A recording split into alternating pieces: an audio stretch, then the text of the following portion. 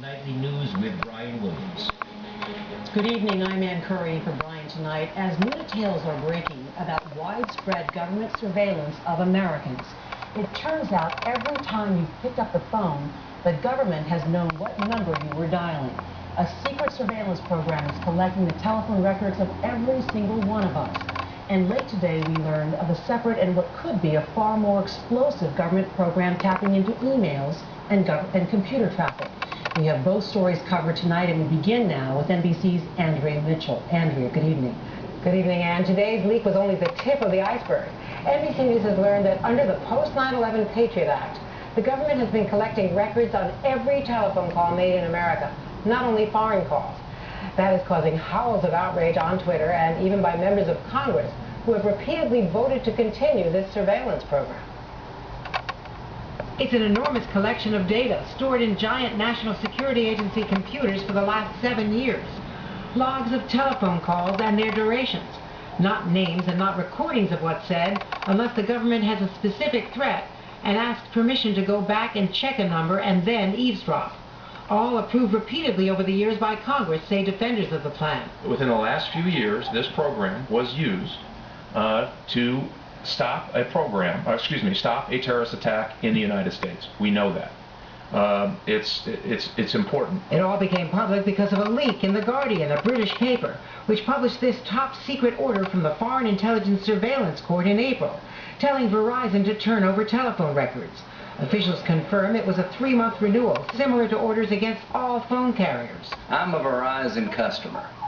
It doesn't bother me one bit for the National Security Administration to have my phone number, because what they're trying to do is find out what terrorist groups we know about in individuals and who the hell are calling. In the hot seat again, Attorney General Eric Holder.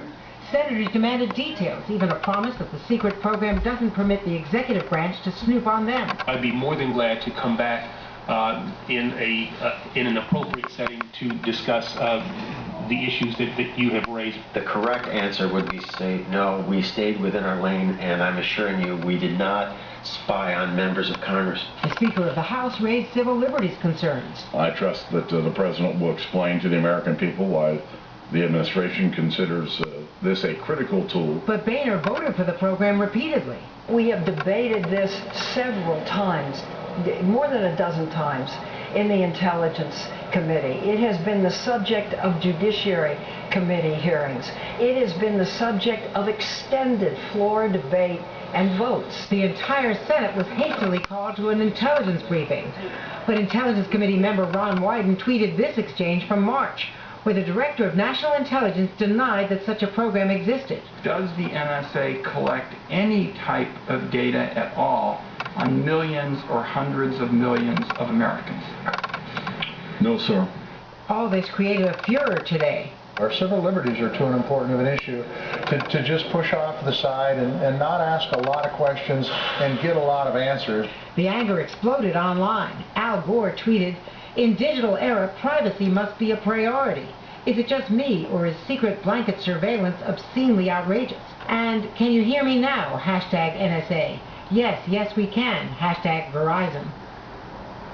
Tonight, Director of National Intelligence James Clapper is explaining he did not intentionally mislead Senator Wyden in March, indicating he was referring to emails, not phone records.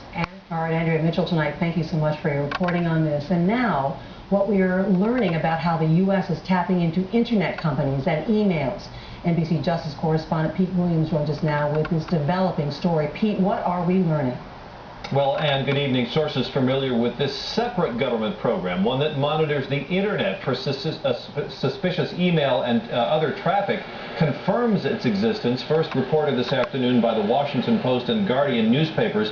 The papers and these officials say it allows the NSA and the FBI to tap directly into the computer providers of some of the largest computer servers of some of the largest internet providers. Government analysts can then monitor that traffic in real time using special programs to watch for potentially suspicious messages or postings. It's the equivalent, says one source, of standing in the post office and watching for specific envelopes that go by coming from parts of the world or people that are deemed to be possible troublemakers. Now, this is different, they say, from the phone program, which Andrea was talking about, which stores records of past calls and allows the government to go back to that data later when there's a specific number to check. This involves the ability to watch for suspicious activity as it's happening, as well as to look for stored data. The sources say this is mainly oriented toward communications that originate outside the U.S. or that involve communications from the U.S. to a foreign country. Well, certainly there'll be a lot of reaction to both of these stories. Pete Williams, thank you tonight. The other developing story